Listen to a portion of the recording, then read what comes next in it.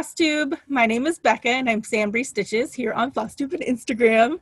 I'm super excited today because I'm here with Abby and this is another special edition of Interview with a Flosstuber. Her channel is called Top Knot Stitcher. I'm sure many of you are familiar with her. Not only is she an amazing stitcher, but she is also a shop owner. She is also a designer, which is really cool. And she's mama to Jam, which we all are in love with on Instagram. Such an adorable, adorable kitty. So hopefully he makes an appearance at some point today. But I really enjoy watching Abby. She's always smiley and has a great personality through her videos. So if you've not checked out her channel, I'll put the links down below. But how are you doing this morning?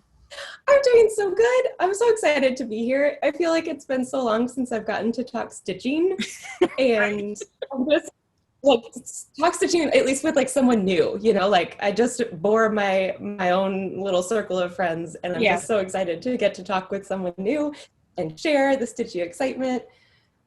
This morning I've just been drinking coffee all morning, so I feel ready to go. Nice. I've been drinking tea, so I think we both got some caffeine in us. Nice.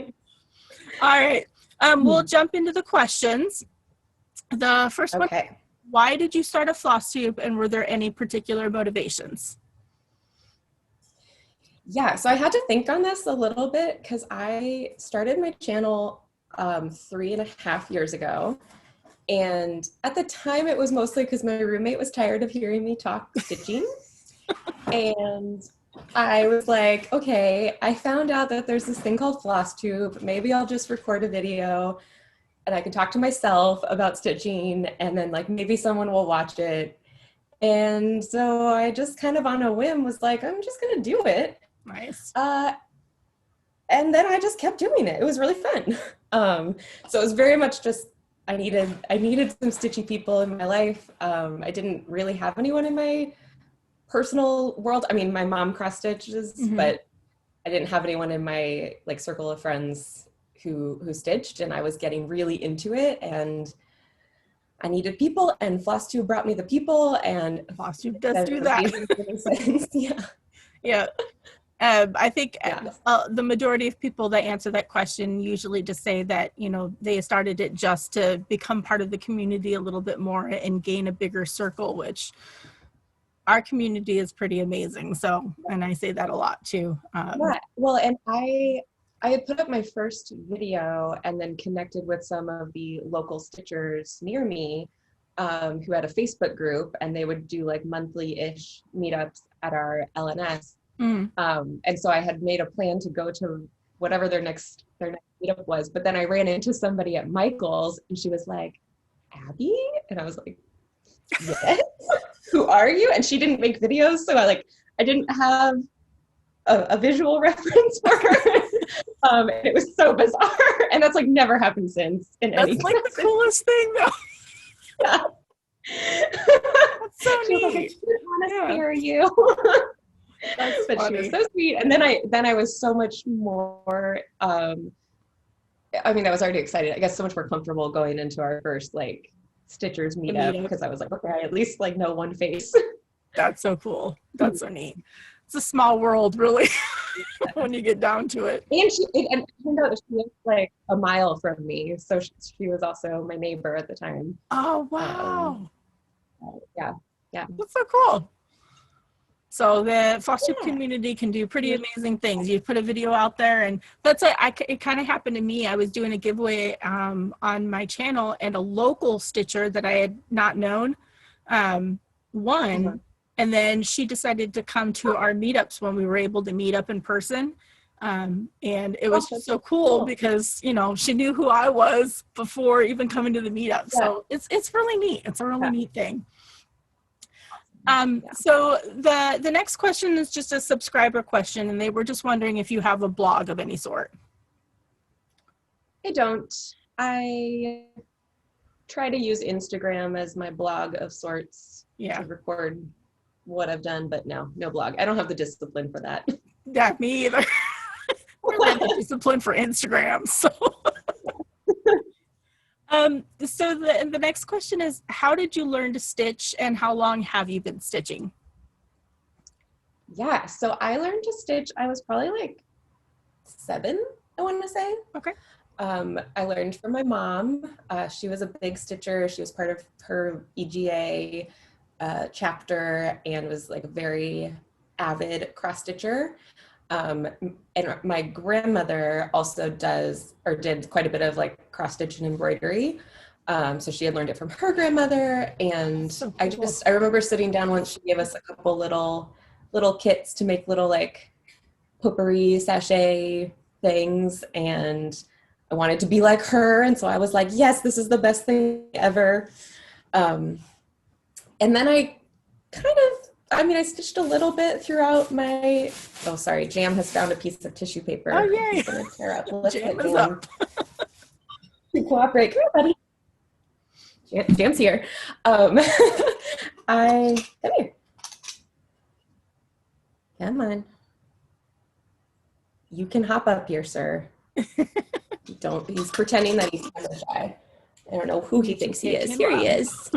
Oh, there's Jam. Yay, the baby. He's so fluffy. I become a grandma to a kitty. My oldest daughter adopted a kitty. Oh, so I'm like now obsessed. I was yay. never a cat person. I was always a dog person, but I always loved Jam. I always follow you on Instagram. And then I got a cat.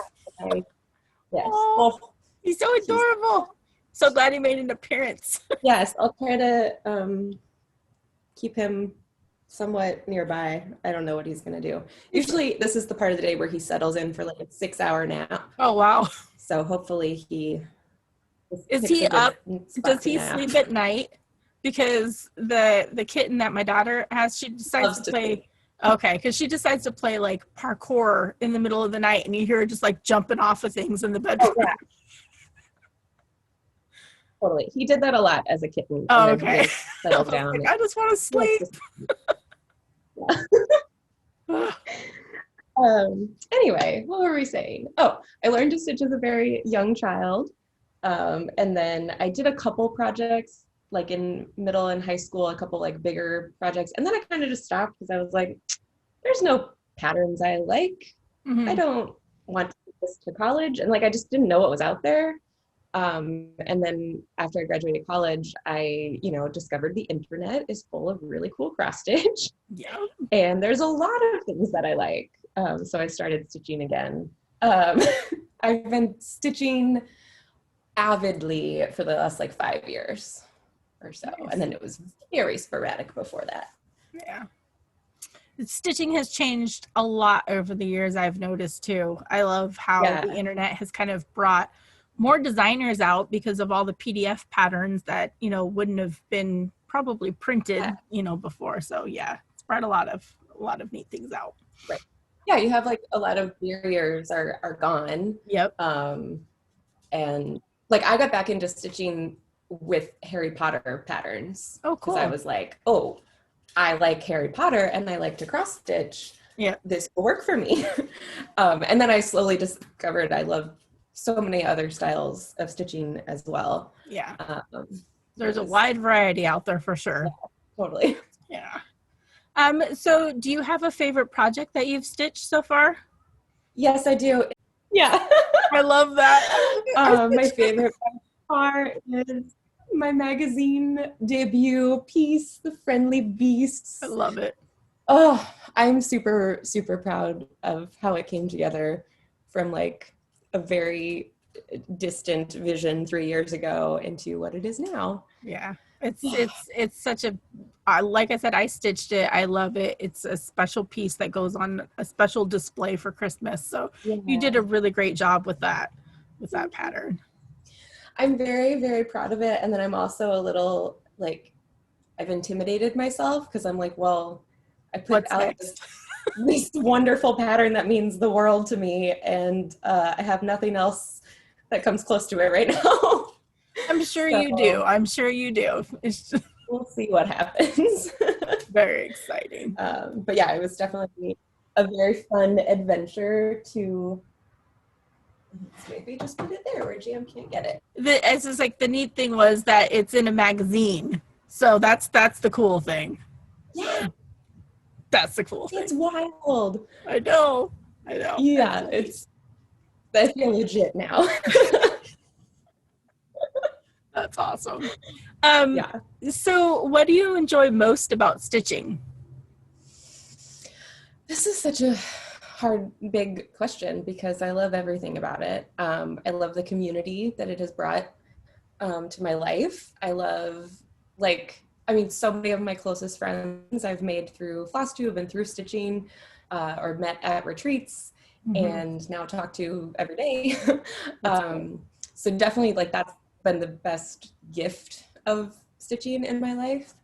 Um, but cross stitch for me is also like the thing that unlocked my belief that I could be artistic and like could create things, because I just never really thought of myself as being that creative, or like I can't draw, even my handwriting is messy. Like I just was kind of like, this is something I can never access. Mm-hmm. um, and I just needed some thread, and then I was, just the fun of getting to change up colors in a design and make it your own, Yep. getting to take random things in your head and put it into a pattern is so cool. And just like seeing everyone Yep. feeding off of that creative energy with each other, I just think it's so cool. Yeah.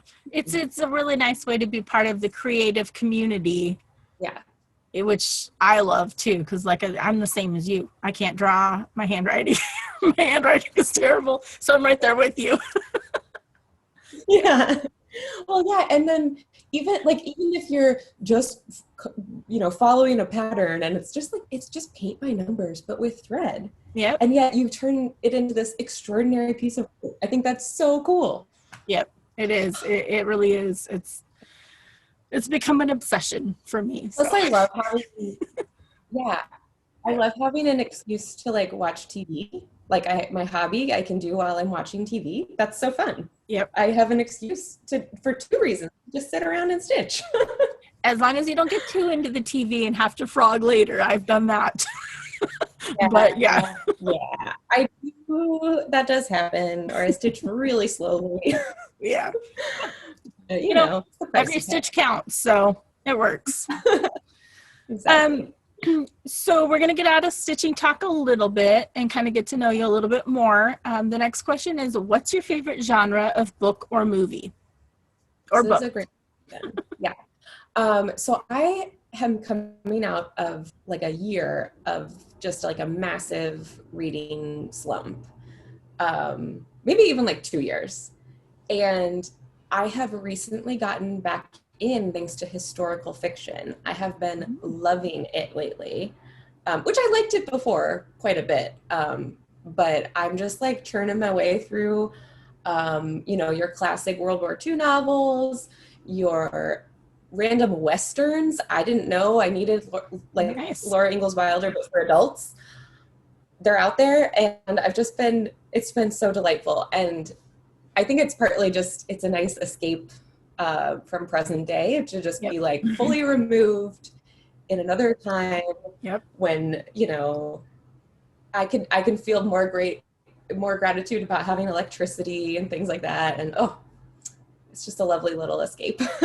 Yeah, definitely. And I've been doing a lot of, yeah. Yeah.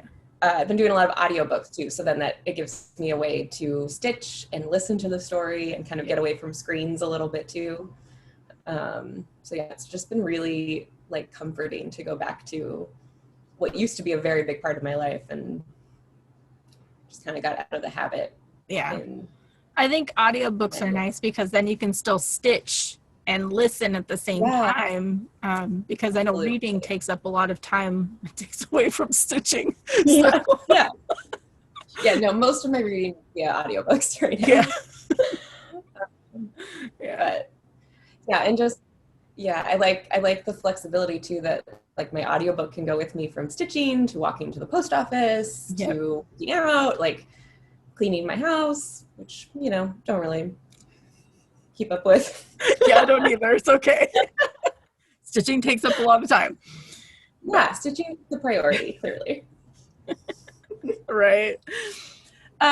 So do you have a fictional place that you'd most like to go to? I mean, 100% it would be Hogwarts. I think that would be so much fun. I was thinking about it this morning though, and I was like, I've never pictured like, what if I was at Hogwarts as one of the teachers? And then I got really excited about it and I was like, what would I teach? I have no idea, but I would like, I want to be the cool, witchy teacher That's who cool. everyone is like maybe a little bit afraid of because she's so cool and intense, but they all love her and want to be in her class and learn magic and like, you know, inspire the next generation of stitchers. Oh, not stitchers. Well, maybe you teach stitching at Hogwarts with a magical needle. Exactly. So it's just like a fun little fantasy that I hadn't ever really explored before. But definitely Hogwarts, I think that'd be so much fun. And that is so cool. Exciting. That's a new perspective because a lot of people have answered Hogwarts. I think our community are huge Harry Potter fans. I've learned through the interviews, but that's cool. Just a different perspective. Yeah, and just thinking too, because I had a moment where I was like, well, I don't want to go back to school. Like, that doesn't sound fun right now. Yeah, true. It sounds fun to me at other points of my life, but right now, like, no, I don't want to have to study and stuff. So I want to be in charge. Yeah, that's a neat perspective. I like that. So if you could choose to do anything for a day, what would it be? These questions are so hard for me because my natural inclination is to be like, well, I want to stay home and stitch. And that's it. Like, hey, that's works. a perfect day. It's just time. Yeah. If I have to get more creative with it, I think it would involve like traveling to see different stitchy friends and getting to have like more stitchy retreat time together, because like I definitely miss that right now. But yeah, I just want a day where no one bothers me, no one needs anything. I have all my favorite snacks and I get to just stitch. That sounds like an amazing day. You don't have to be creative. Yeah. No, that sounds great. You and Jane, quiet area, stitching all day, plenty of snacks. That sounds great. In my perfect day, it's also like snowing outside. So it's like, you can't go anywhere. Just stay home. It doesn't snow where I live, but like, I have a great visual of just the coziest possible little cabin in the snowy woods. And I'm just stitching away. Yep. Got my hot chocolate, got my fireplace. Oh, oof. That's all I need. Amazing. I'm right there with you. It barely snows here, maybe a week out of the year. And I went on Instagram this morning and everybody is posting, you know, it's snowing outside, all these videos of snow. And I'm like, I want it here so I can just get in jammies and stitch. So. Or is it Julie, Kansas City girl in the Colorado world? She has her like snow day project that she works on when it snows, and I'm always like, I want that, but I live in like the San Francisco Bay Area. There's no snow here. You'd never touch your snow day project. I can do like a rain day maybe. Yeah. If I did that, I think I'd be, if I did a rain day project here in the Pacific Northwest, I think that it would be done in like a week because it rains every day. Yeah. yeah, that wouldn't really work. But yeah. So do you happen to like the cozy bags? Yeah, definitely. Do you happen to have any other hobbies besides cross stitch? I aspire to be a quilter, but I don't really do any of that. I have fabric and I have a sewing machine and I have hopes and dreams. I also aspire to be a crocheter. Is that the term? Crocheter? I think so. Knitter? I'm not sure. Probably. I don't know. I can crochet. I just have only ever like successfully done like squares. So like a cat blanket or a scarf. That's about it. But I would love to like learn a few actual crochet techniques. And I have started buying some yarn from like indie Black-owned businesses that I'm like, I want to support these people And then I don't know how to do the craft that I'm trying to support. So someday I would like to know how to use all the beautiful yarn that I now own. So pretty to look Let's see, at. any So other hobbies? Yeah, it's very pretty. It's fun. It's fun to like have something new that's like I'm searching for, because especially now having like owning and running a small business from my home means like some of the cross stitch stuff is just not as novel and fun to like play with colors of thread. yeah. You like shopping for thread because I'm like, it's in the other room. So to have like a whole new craft that I can like appreciate the artistry and get excited about and learn about is just so fun. But it's a dangerous hobby. So I guess my hobby is buying fabric and yarn. Buying fabric, buying Doing anything with it. and supporting other businesses. Yeah. That's good too. It's a good hobby. Yes, exactly. My hobby is supporting small businesses.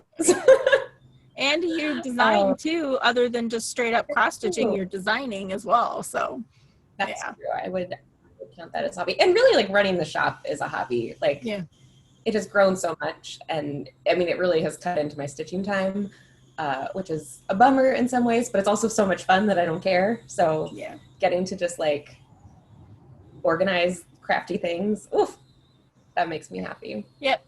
And then unexpectedly, I also, during quarantine, I have started playing Dungeons and Dragons. Oh, cool. And so I now consider that to be one of my hobbies. I still don't know what I'm doing.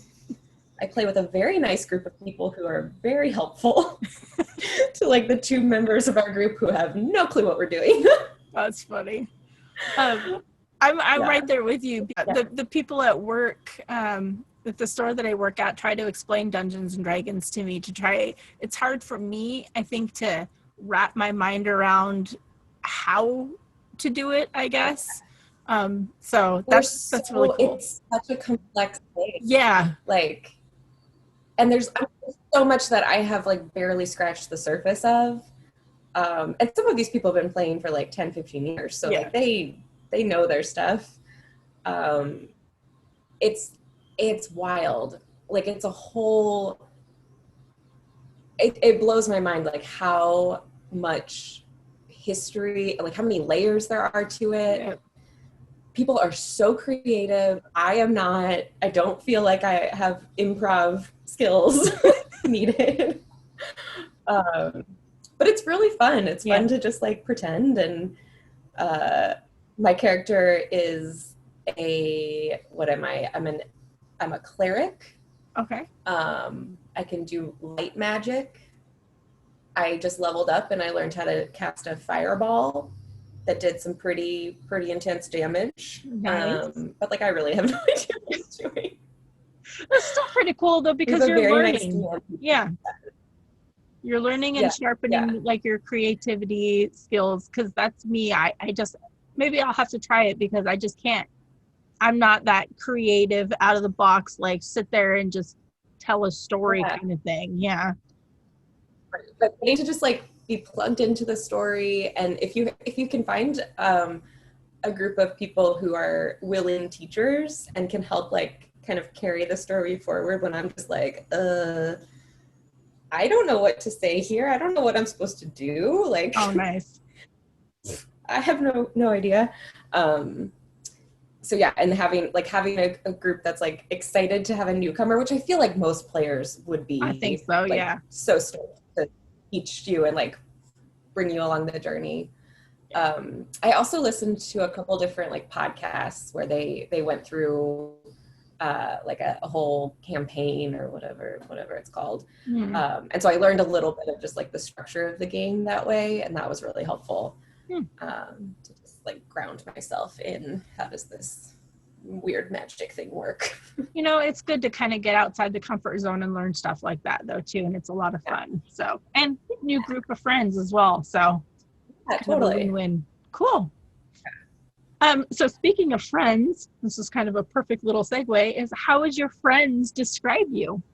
Ooh, okay. So I tried to just come up with my own answer for what I think they would say, which is like funny and kind and just like fun to be with, and thoughtful and, nice, generically nice terms.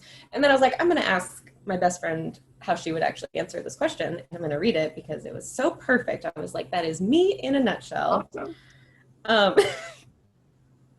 she said, a goofball who loves to laugh at her own jokes, a cat lover, the best cozy buddy, and super chill. I was like, love it. Yep. Like that totally, I like to laugh and be a little silly. I like to be super cozy and, cats, all cats all the time. Yep. So I think that covers it pretty well. Best friend knows you really well. That's cool. Those are great traits for sure. Yeah, I like to think so. Yeah. So we'll get back into stitching a little bit, and it's how do you prefer to stitch? Do you use a hoop, a Q-snap, that kind of stuff?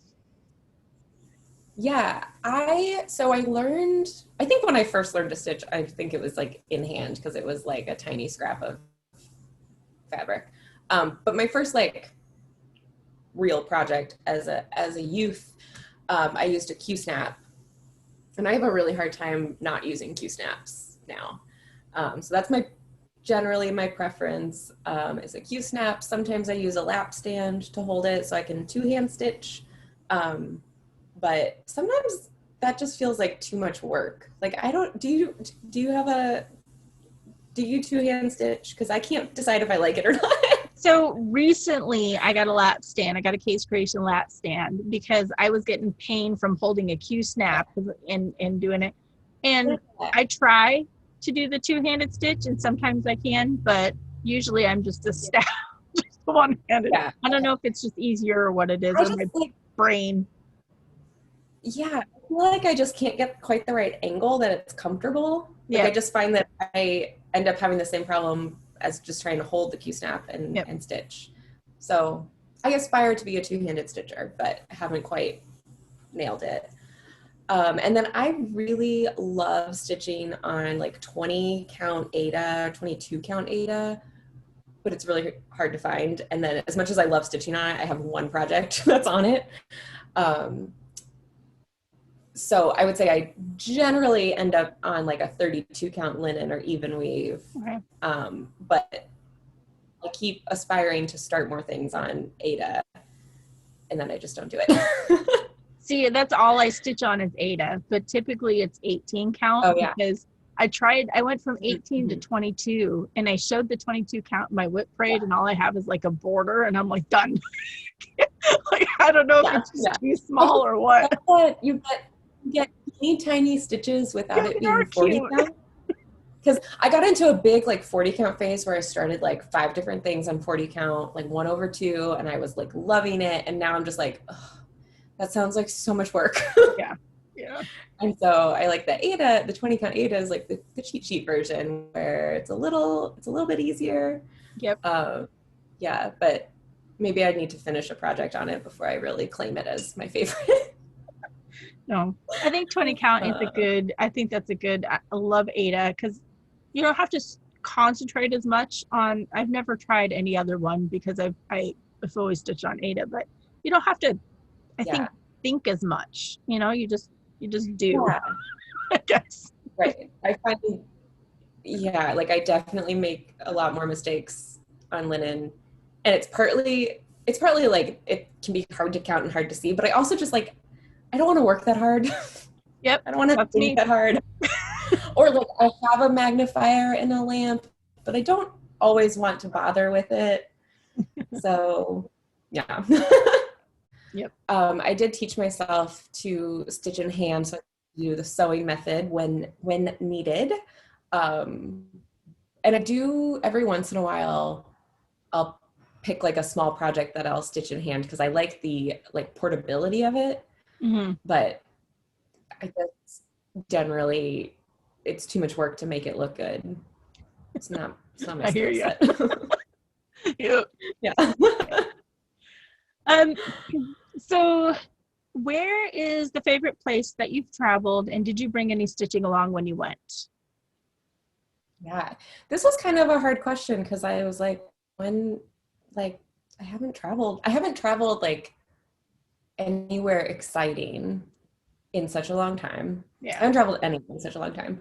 Um, so I think my favorite place I've traveled, when I was in college, I did part of my student teaching at a school in Singapore.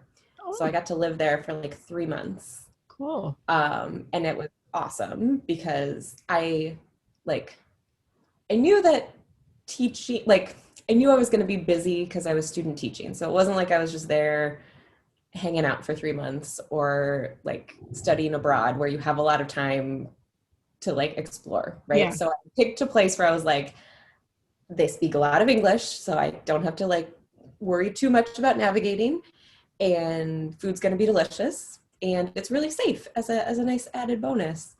Um, and oh, it was the best. It was the best. I just went around eating everything, and it was so much fun. Very cool. um, I did not bring any stitching because at the time I wasn't really into stitching. But I think that is where I had a lot more free time. Like I would just be like I stayed with a host family, and um, I would just be like hanging out, watching TV with them, and I didn't have anything to do. So I started like browsing Etsy, and that's where I picked out a lot of Harry Potter patterns that I wanted to start. So I didn't bring the stitching, but Shocked. I thought. Nice. Well, Yeah. that still counts. Stitching is Yeah. there with you. Totally. And even now, like when I travel, I don't think I really stitch much like during the trip, but like the plane ride, Mm-hmm. that is like I miss having long plane rides because I'm used to traveling from California to Kentucky a couple times a year, plus maybe another, cross stitch retreat or something. So Mm-hmm. having like a nice solid like 6 hours of plane time to stitch where like you can't do anything else. You just stitch. Yeah, And and it's it's like such a uninterrupted. gift to oneself. And I just That's yeah, so true. uninterrupted. Oh, it's truly the best. Oh, okay. I think we had a little bit of leg issues. That was weird. Oh, okay. Okay. I was flinching. I don't even know if the camera caught it because a hummingbird, it flew right by. So that was That is really neat. the other day, I looked out my office window and there was a hummingbird right outside my window. And I was like, sir, there's nothing for you here. Like this Yeah. is building. What, There's, go somewhere else. yeah, I don't know. That's the same with this one. Like there's not really anything around here for it. So that's I don't know. I'm Yeah. sorry. Little rabbit hole. Let's get back to the questions. Oh yeah. Um, what can you not do without for your stitching? Like your favorite go-to? My favorite go-to. So this is, I feel like my favorite go-to is having like 5 pairs of scissors near me at all times No. because I constantly lose track of where they are. Like even though I'm sitting in the same place, and in theory I'm putting my scissors down in the same place, they just end up all over. So I like to have multiple pairs available, and I'll probably still lose some of them. Nice. Yeah, I've discovered I'm doing kind of the same thing with the scissors. yeah. I've tried to like set things up so that like if I have my lap stand, I can kind of like hang them on the top of the lap That's stand, smart. or if I have a big enough piece that I'm working on, like have a needle minder that's like for my scissors, but I still just lose them no matter what. Yeah, yeah. And Yeah, I've it's so tried, like, crazy. if I put a scissor fob, will it make it easier to find? No. No, No, they're just everywhere. that's funny. That's too Yeah. funny. I have also on multiple occasions been like, I don't know where any of my scissors are. I'm gonna just go into the shop and purchase myself a pair of scissors from myself. That has to be like the most convenient and coolest thing ever, though, is just to be able to go into another room and be like, I need this color, or It's I really want to stitch this pattern. It's so much fun. It's very dangerous, but it's Yeah. very fun. Oh my gosh. I didn't even like really think about that. That Yeah, would be so cool. That would be so cool. it's very, very fun. So how do you decide on what you're going to work on next? It's very random. That seems to be the consensus for a lot of people. Yeah, I usually have a few projects that are kind of like in rotation, as in they're like next to my couch. I'm not necessarily like actually intentionally stitching on them, but I'm just kind of like, oh, I think these are what I want to work on. Mm. So I'll usually like pick one of those up, but it's very random. If I see someone stitching something and I'm like, I want to start it too, like I'll do that, and then I abandon it really quickly. Um, Abandoned it really quickly. I try to have something always going that's like a good Zoom call project. Okay. And like one of them right now, it's like so close to being finished, but I just keep forgetting to actually work on it. And I'm like, if I just pulled this out during a couple meetings, like it'd be done. Like it's down to just like filling in. Yeah. Oh, so I try to like be strategic with a couple things to have projects that are, appropriate for specific activities. But I also just totally do whatever. Just kind of whatever calls to you. Yeah. Yeah. Yeah. That And seems to be the thing for everybody. yeah, Yeah. I go through periods where like I get really into all the different like stitching challenges, and like I was like, maybe I'll do whip go this year because that sounds so much fun. And like I do like having like the little burst of inspiration to like pick up something that you maybe wouldn't otherwise, but as soon as you start stitching, you're like, oh, yes, I love this project, I want to do it. But I just never really follow through on those. I like having the occasional option to participate in I hear a you. challenge. Yeah. I haven't joined any of the challenge groups, so I don't know. I don't think I could stick to them either. So Yeah. Or even like stitch alongs, but I need them to be small enough things, like attainable stitch alongs. Yeah, but no. I'm not disciplined enough for that. Whatever calls to you, or some people say whatever's closest because they're too like they don't want to get up. So it's like, oh, It's that's fair. closest. I'm gonna stitch on that. And that's why I always pick out a few projects that I like to have on hand. And then I usually end up with like 3 of them by my desk and like 2 of them by my bed. And, there's like 800 in the studio. Whatever is convenient. That's cool.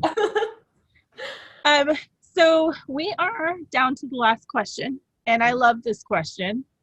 It is, what's the best thing that has happened to you so far this year? And since we're a week and a half into this year, if something great happened, awesome. If not, it's kind of geared towards 2020 since it was such a rough year.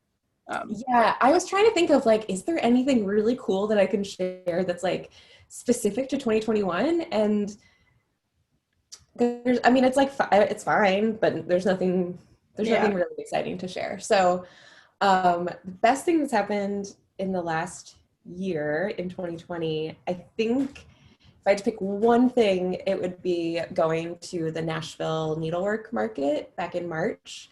I had planned to attend and just kind of scope it out. And then I was like, well, I guess I'm launching my own website soon. Maybe I should like really do Nashville Market. And so it was like the big launching point of my business to like transition from Etsy and having mostly just needle minders and a few stitchy things to really expanding. And now like it's just, it blows me away like how supportive and wonderful people have been. And it's been so much fun to like curate what I want to have in the shop and just get to build relationships with more and more stitchers and designers and other shop owners. And it's been the most extraordinary gift of the last year. I was just like having this like wonderful space to operate in that's like separate from the real world and my real life job, and just is like pure fun and creativity. And I think so much of my mental health from the last year is because I've had this project that's grown into something totally unexpected. Oh, that's great. That's great. And I love it. I love it so much. So if you need any stitching things, have my stitcher shop. You can tell how much you love it because as you're talking, you're smiling and you can see that you're like happy and you're proud and that you Yeah. just you truly love it. So it's kind of nice to I mean, we see you in your Flosstube videos, you know, but it's kind of nice to see you in this aspect where Yeah. you know, how you're passionate, you're talking about it. So I know many people would want to support a business like that, where there's just such a, you know, a kind, caring, loving person behind it. And it helps to see that. So I'm glad that it really, you know, went great for you. Yeah. Nashville Market, man, that's a dream of a lot of people, just to go, you know, be a Yeah. fly on the It wall was in there. So, amazing. Yeah. Oh, yeah. yeah. It's just like a feast of stitching. Yeah. Oh, it's the best. Yeah. It looks pretty amazing from all the videos and stuff Yeah. that people posted. Yeah. So. But yeah, I think like that's the beauty of like the cross stitch industry is like I feel like that's been the feeling that you get from anyone who is like creating Flosstube videos, who is dyeing things or designing or has a shop. Like, we're not doing this to get rich. It's like for the love of the craft. And it feels very special to get to be a part of that. That's great. That's great. Yeah, that's funny. We're not doing this to get rich. Yeah. That's funny. All right. Well, that ends the interview. It was so much fun to talk and get to spend time with you.